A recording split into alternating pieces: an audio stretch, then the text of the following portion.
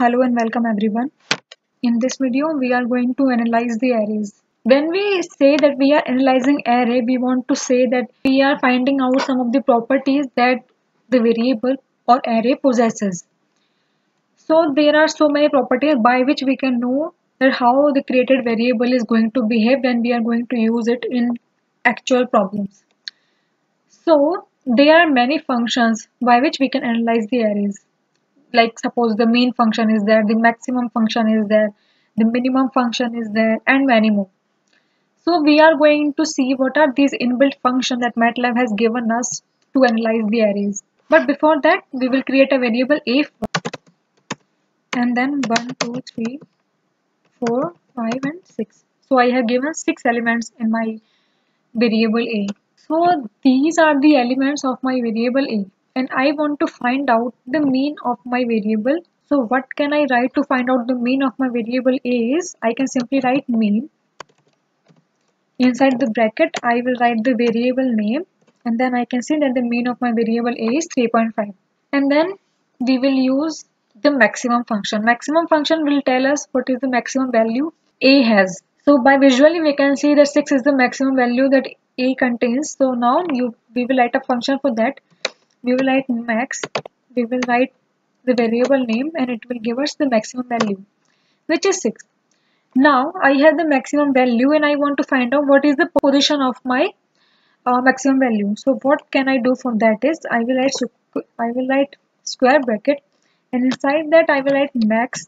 This will give us the maximum value, and then I will write POS position. We can write any name. It is not like we are going to use these variable names only. So and now we will give max, and inside the brackets we will give the variable name. So as we can see that the maximum value remains 6 and the position of my maximum value is 3. So by visually we can also see that 1, 2 and 3. So 6 is there on the third place. So hence the position of our maximum value is 3. Similarly goes for the minimum function. If I want to find out the minimum value of my variable a, which I can see is 1, we can also do that by writing min for minimum. Inside the bracket we can write a. Similarly, if I want to find out the position of 1 also, which I can see is going to be 1. So how can I write that is, I am going to write minimum and I am going to write position. As I earlier told you, we can write anything inside the square brackets, and then we will give equals minimum of my variable a. So the minimum value of a is 1 and the position of 1 is 1, as we can see here in our variable a.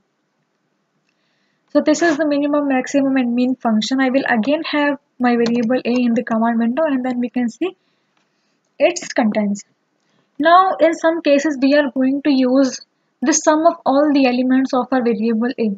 So to find out the sum of all variables, what can we simply do is we can write sum.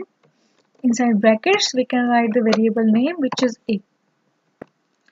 If you all have noticed, what I am doing here is I am not assigning this particular command to a variable. So what MATLAB is doing is it is assigning the result of this command to a by default variable that is created by MATLAB, which is answer. So every time when I am going to write any command and not defining a variable to store that value, MATLAB will automatically keep overwriting the value that answer has.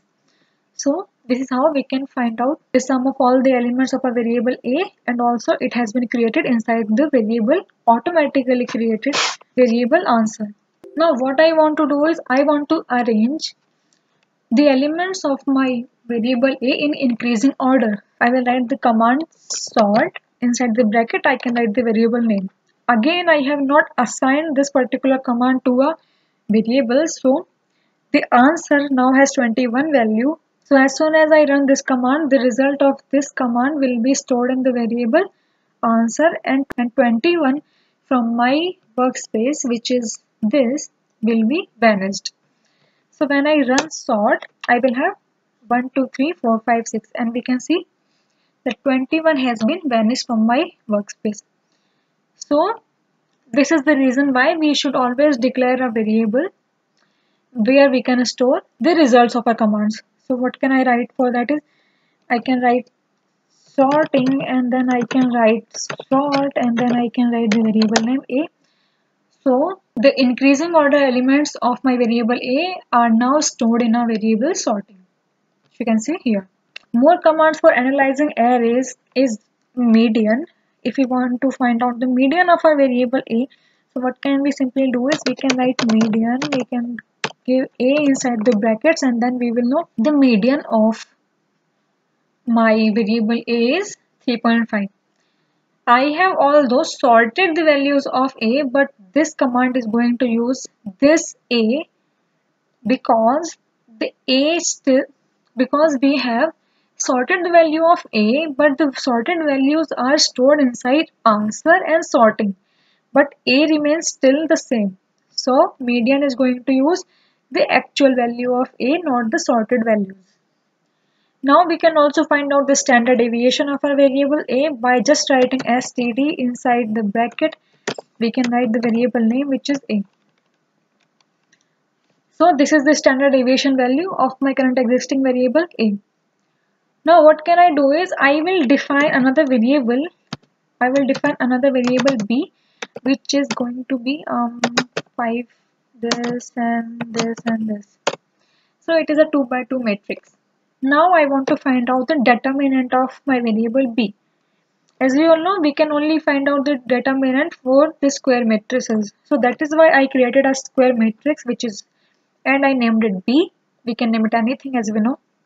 So if I want to find out the determinant of my variable B, which is going to be det, inside my bracket I will write B, and then I can see the determinant of my variable B is 3.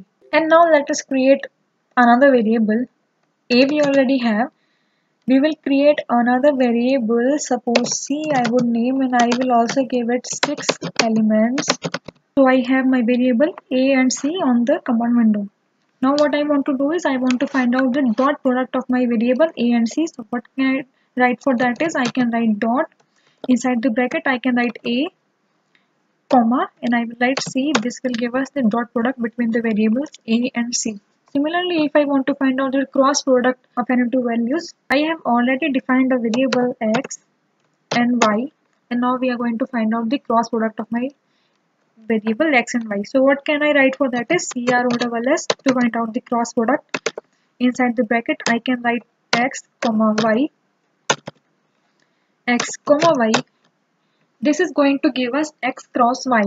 So this is the value of x cross y, and we are all aware that x cross y is not equals to y cross x. So to find y cross x, we can simply revert these values. We can write y cross x and like this, and then we can see we have found out the value of x cross y and y cross x.